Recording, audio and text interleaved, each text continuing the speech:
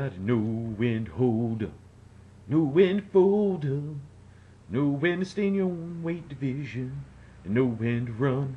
Hey, Eduardo, you like it? Look, hey, yeah, this is for the October 27th fight between Nonito Donaire and Omar Andres Navaez, one of those three name dudes, you know. This is for the WBC and the WBO Bantamweight title. And I'm going to break down both fighters, and then I'll give my prediction at the end. I think you know what it's going to be. Just saying. Anyway, we'll go with Nonito Donaire. We'll start out. He's 26-1 with the 18 knockouts for a 67% knockout ratio. And he's got like knockouts in his last 4 fights. Yeah. So the step up in weight doesn't look too bad for him. It seems like, you know, at 5'7", you know, this weight is good, and he's probably going to go up again. The Montiel fight, Montiel was never in the fight. He was knocked out in the second round, and I mean, he looked really good in there. Seems to have kept all the speed and all the power as he stepped up into this division, and there's still a ton of pressure on him because he's Filipino, and Filipinos follow their fighters faithfully, and he's going to carry the banner once Pacquiao's gone. So, you know, what do we know about him?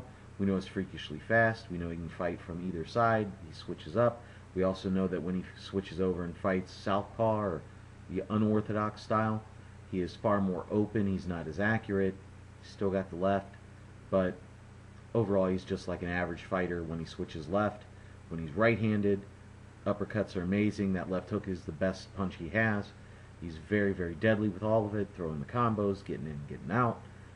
Seems like he can start or stop the fight at any time, which is a scary thing. That's the flash, you know, coming in there. The chin, we're still questioning because, you know, he's fought guys that have had decent knockout records, but I don't know, man. Just really hasn't been tested in that category. We definitely didn't find anything out in the Montiel fight. As I said, he's got good power and really good speed. Not like off the charts fast speed, but he's got really good speed, you know, going in there. Is he still with Victor Conte?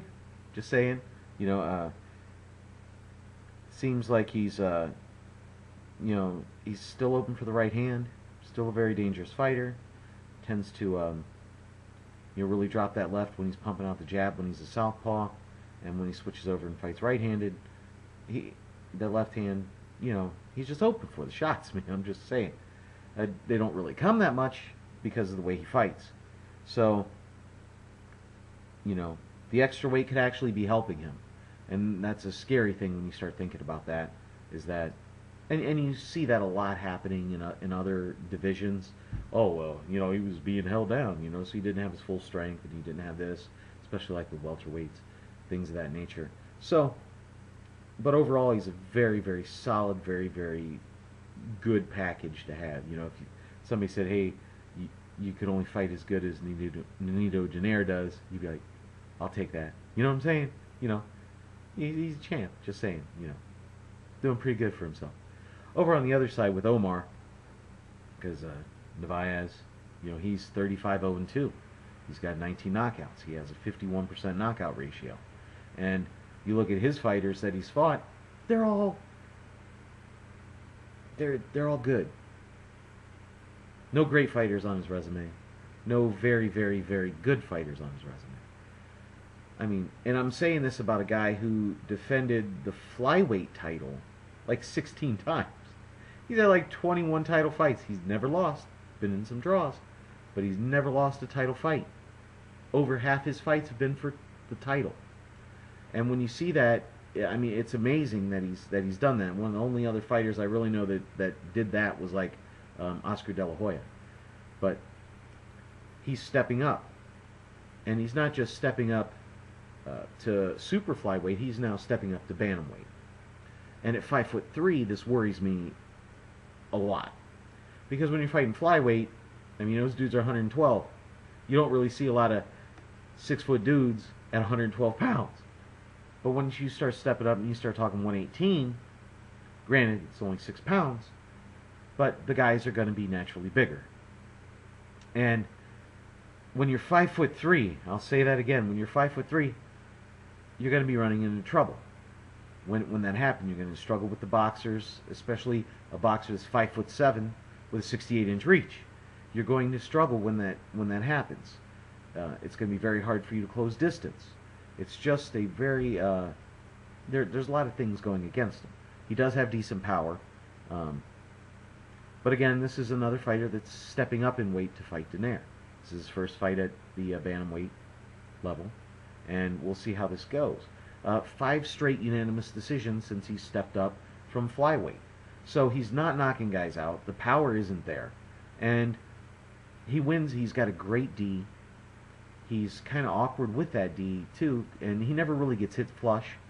He can throw combos at times, but he's not active, but he's aggressive. I think that's going to run out when he starts stepping up to these guys. He's not going to be able to bull his way around with the bigger guys. He just can't do it.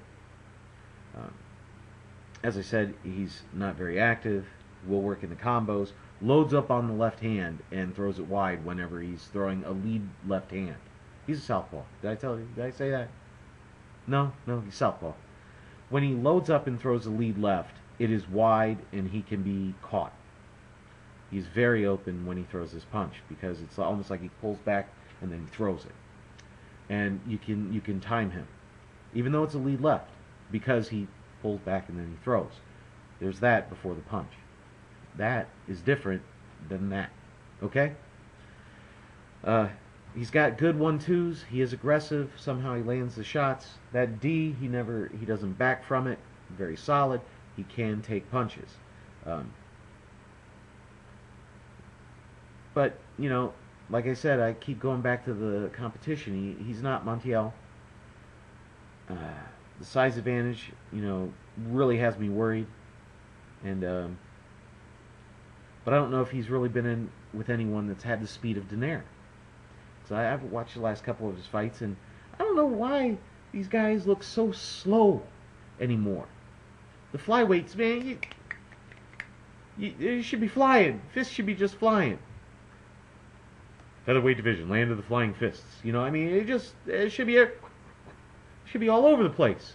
Man, these guys, I don't know. You know, it's like everybody wants to just knock somebody out instead of focusing on that speed, man. You're only 118 pounds. You ain't got a lot of power. Just saying. So, anyway, how do I see the fight going? I see Donaire. I don't see this fight going past 5. I really see the guy realizing, oh, stay, man. Bantamweight isn't my division.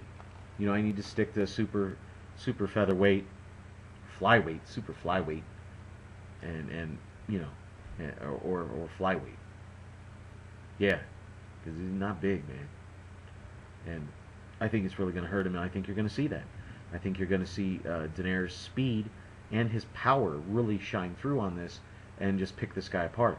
You know, work the high lows on him and get that D to start moving because he's going to bang that body because he keeps the D high enough that at 5'3", you know, he's still open to the body.